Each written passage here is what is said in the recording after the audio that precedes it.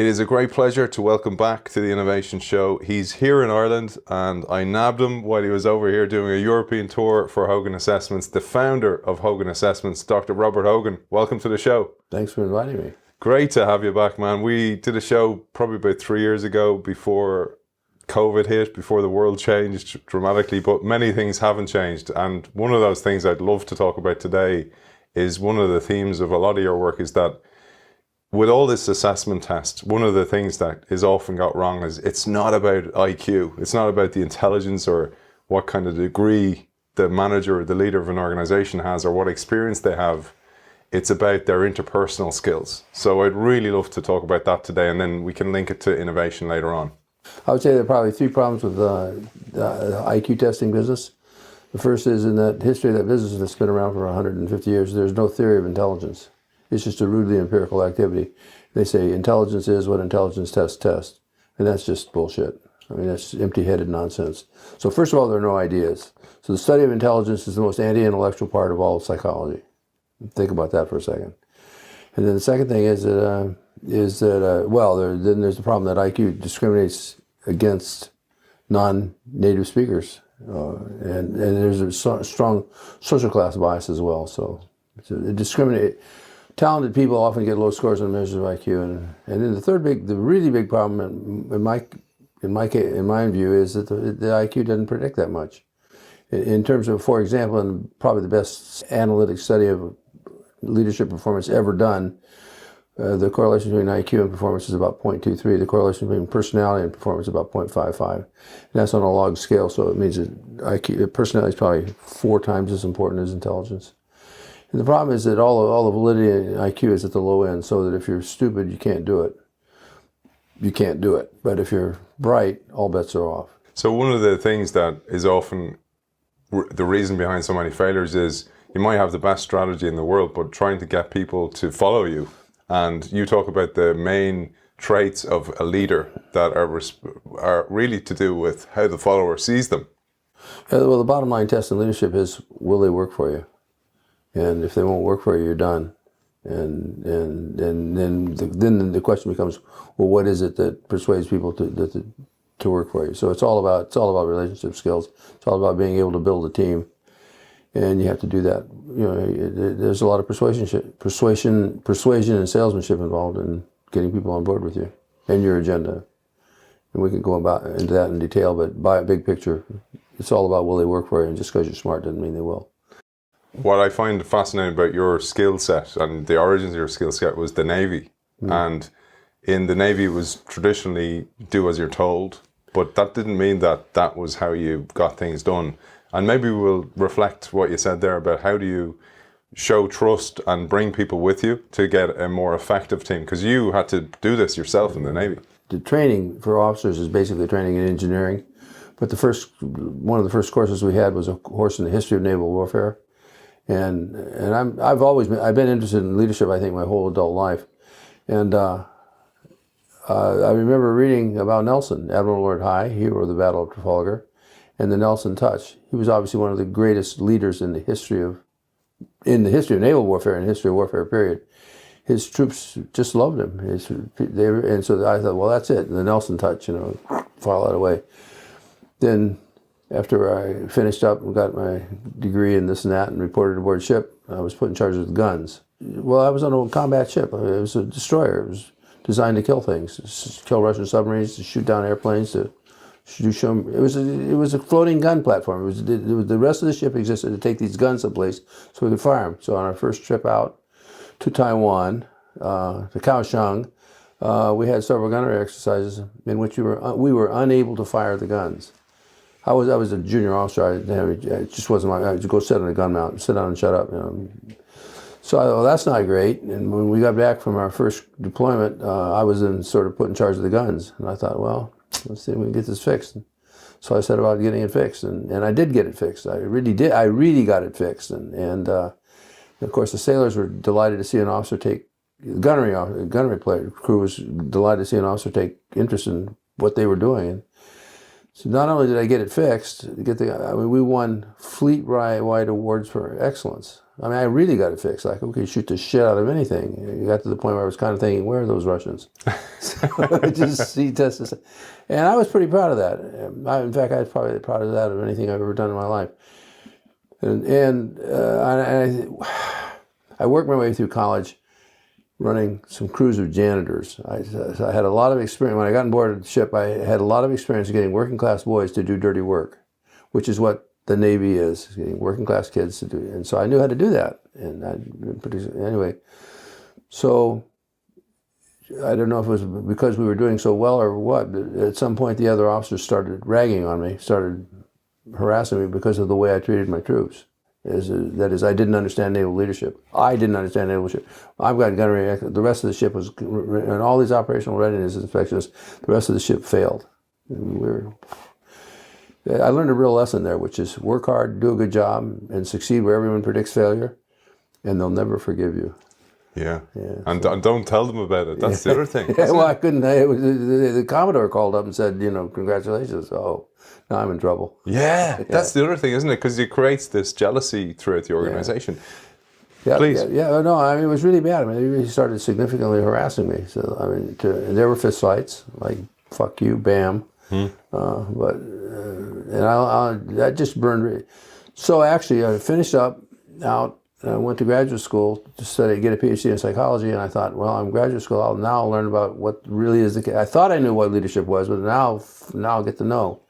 And what I discovered in graduate school was that nobody knew. Back in the mid '60s, and for a long time thereafter, the prevailing view of leadership was called situational leadership, whereas how you perform, how you succeed or fail as a leader depends on the circumstances you're in. So if you were successful and things went well, you were lucky. And if you were unsuccessful and things went badly, you were just unlucky. It wasn't about you. So I call that the shit happens theory of leadership. Just, if it goes good, you got lucky, and if it goes bad, well, tough luck. And I thought, that's insane. So the answer was, in the mid-'60s, there was no information coming out of the best universities in the country regarding leadership. And so I kind of let that go for a while. To get on top of a discipline in academia you have to just take months. You have to, it's like joining a monastery. You have to really drill down. So I spent about a year just mastering the academic literature on leadership, and what I discovered was there was nothing there. That there was absolutely no consensus among academics regarding the characteristics. And as of today, my line right this very minute, right this afternoon, would be the academic study of leadership's failed. They can't tell you what makes for effective leadership. So we set out on our own, tried to figure this out. And I always liked Freud. Freud really interesting because parapraxis, slips of memory, slips of tongue, and what they reveal. So you learn more about people from what they do wrong than from what they do right. So I thought, well, if there's no consensus about what makes for a good leader, what about bad ones? And no one had ever asked this question before. So what about bad ones? And I said, well, first of all, how many of them are there? That's an interesting question by itself. And after a fair amount of data snooping and fiddling around, I concluded that somewhere between 65 and 75% of existing leaders or managers in public and private sector in America, about 60-75% of them were incompetent. By incompetent, I mean they were actively alienating their staff. That's 65 to 75%. And so I began promoting that notion. There are two questions. What's the base rate of incompetent management, right? And then what's the reason for that? So let's take the first question. At a big conference, Professional I.O. conference in about 2002. Big room, 500 people, wall to wall, standing room only. McKinsey, Bain, etc. And I said, what do you think the base rate of incompetent management in corporate America might be? Guy over here says 2%. Guy over here says 4%. Guy over here says 6%. Then I said, what would you say if I told you the base rate of incompetent management was somewhere between 65 and 75%? And the room erupted. Shaking their hands at me. You take money from organizations to tell them what they want to hear as opposed to telling them what they need to hear. And what they need to hear is that the 65 to 75% are alienating the staff and causing immense financial problems and breakdowns in every possible part of the organization. So there was that. That was just putting a stake in the ground about the fact that bad management's real. And then the next question becomes, where does it come from? What causes it? And that led us to Adventures on the Dark Side, and this notion that that there are these strengths that get overused, and then when they're overused, so Intensity and passion turns into bullying.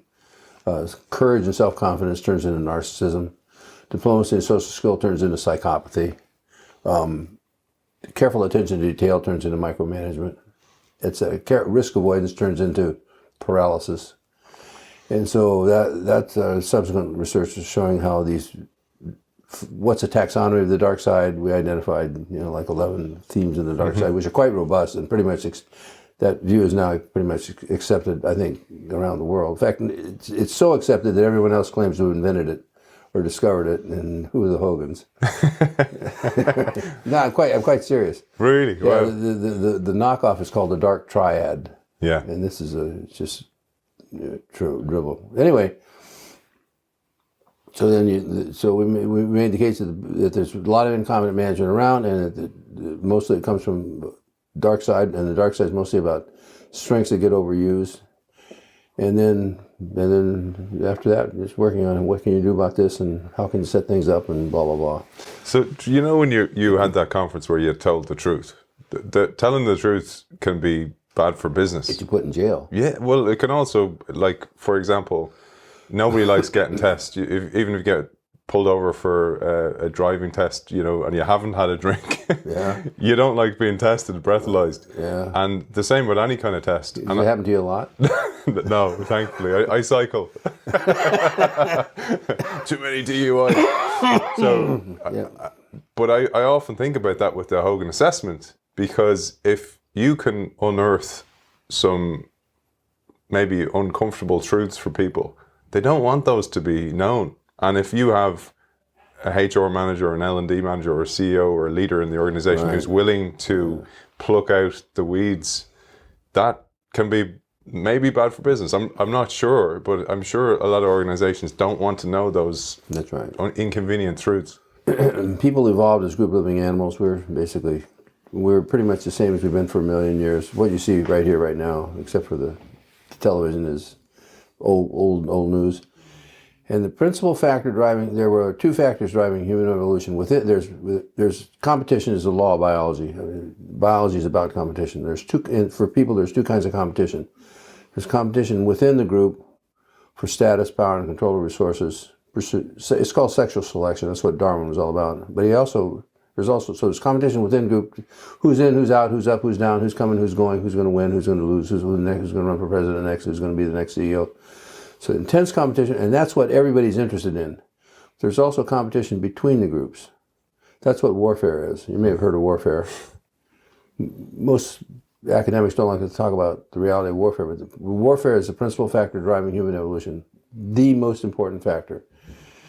And so, and I like to use the analogy: it's time one, you're living in the forest, and you're in this part of the forest, and there's some other guys in another part of the forest, and at some point they decide they like your resources better than they like theirs, and they come to get them. And when they come to get your resources, they don't come with their lawyers. They come, and if they're successful, and this is over and over and over for a million years, if they're successful, they not only kill you, they eat you. And if they eat you, you disappear from the gene pool. That's called evolutionary pressure. So there's pressure within the group for status, but there's pressure between the groups for sheer survival.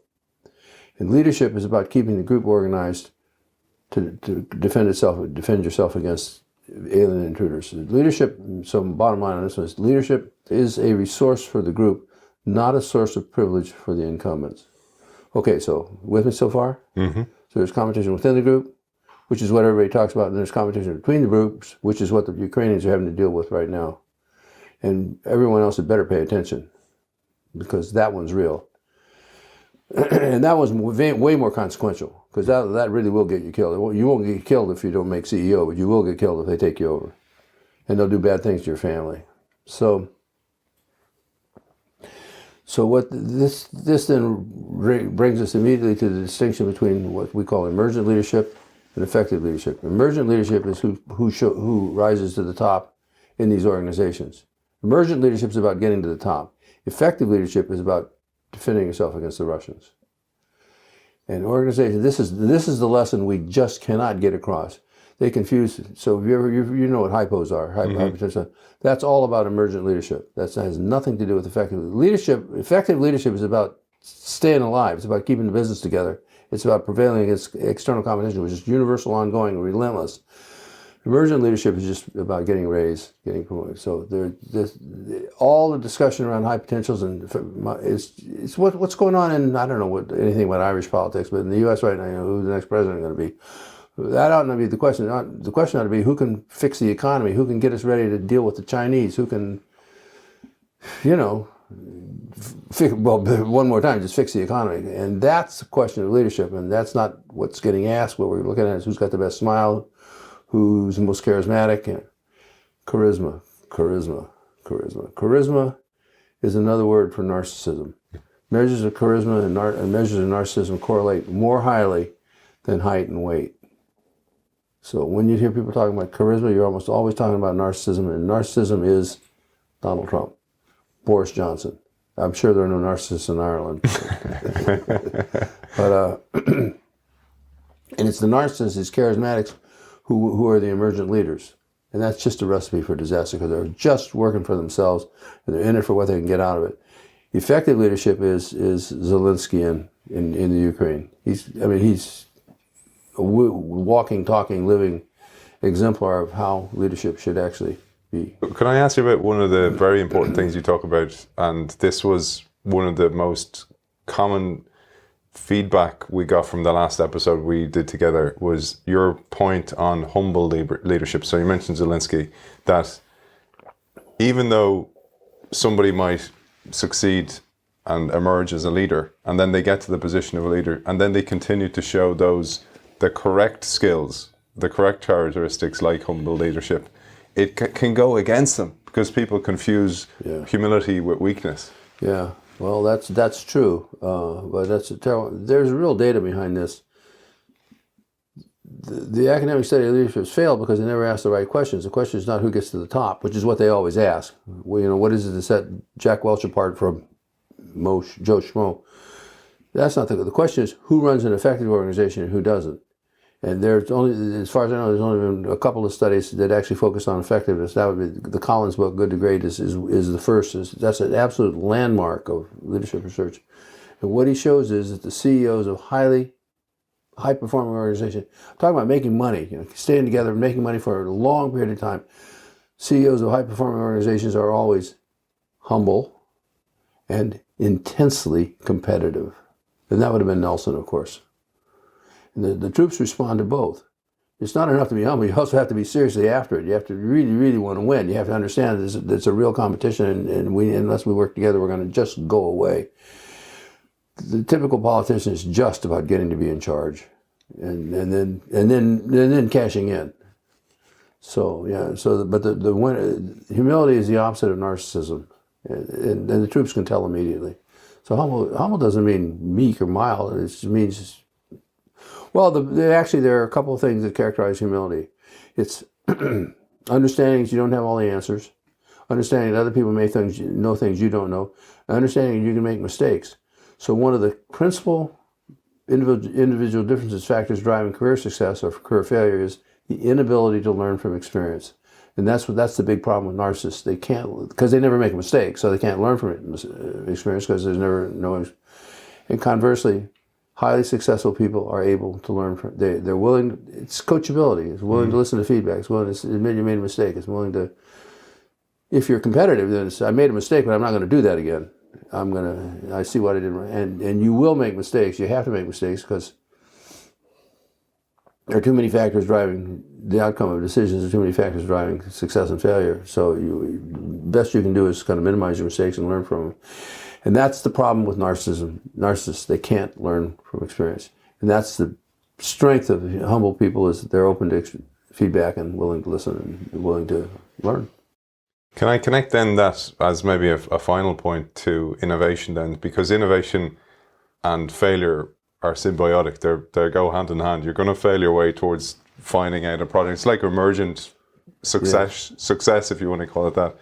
And if you have a narcissistic leader or a top-down command and control leader, the company or the organization is doomed to failure within that type of organization. I love your overview of why so many change efforts fail and why innovation efforts fail in organizations? Because we're seeing it more now than ever before. Well, I'm not exactly a scholar of innovation. There's a rule in biology which is adapt, migrate, or die. And adapt in business world is the same thing as innovation. So you have to be constant. You have to be constant. But that's the part about the humility, is being open to ideas and open to new. That's what you meant, wasn't it? Yeah, that's the connection. You Irish guys, too subtle for us Americans. Yeah, no, the notion that other people know things you don't know and that they can be doing things better. That's rooted in humility, and that's the essence of innovation. Yeah. Well, it's also innovation that comes from just hostility toward authority and liking to mess with things and turn things around and see what'll change. But you're right. You're right. There's also, I mean, implicit in what you just asked me was what I call the Apple paradox, which is that guys like Steve Jobs and Bezos and Musk and these are not nice guys, but they run really successful organizations. And how can they do that? And Jobs is, these guys are they're often just monsters. They're not just unpleasant. They're really bad guys. But how can they be so nasty? And so I call it the Apple paradox. How can such a nasty guy run such a successful organization? And I think the answer is that there's kind of three problems in leadership. There's entry-level leadership, there's middle management, and then there's operations at the top. And most of what we talk about when we're talking about leadership and leadership performance concerns how to handle subordinates. So then handling subordinates is really important, but that's just the first problem in leadership. Second problem in leadership is how do you handle your peers? Because you're in an organization, they're coming after you. These are not your peers. I mean, they're your peers, but they're also basically your worst enemies. So how do you do? So that's a separate set of skills. In the middle, it's dealing with your peers, and it's also in the middle you're reconciling crazy ideas from people above you and pushing them on down to the people below you. And there are a lot of these ideas really are crazy. And you go to see the troops and say, the third floor wants us to do X. What? Yeah, no. Well, that's crazy. And then you're definitely in the position. You got to do what they told you, and you got to sell it to these guys, and they don't want to hear it, and they don't want to hear it. And so middle management is really genuinely. There's data that's really stressful, but at the top, the goal at the top is to plot the proper direction. You don't have to implement. You don't have to, because you're the boss. And I think that's what the strength of guys like Jobs and Musk is that they got the strategy right. They figured out the proper direction, and then the organization had the sense to surround them to cut them off from the rest of the organization so they couldn't poison it. And I think that's the Apple paradox, and I think that's the answer. And if you don't kind of encapsulate them and seal them off, they really. I mean, I'm almost positive that Jobs was just operating in a bubble because he was just so toxic. And Robert, where can people find Hogan Assessments if they want to engage with you and the team? Look to the stars up there in the glowing firmament. I'll link to that in the show notes. We're on the internet, www.hoganassessments.com. Beautiful. Dr. Robert Hogan, thanks for joining us. Pleasure.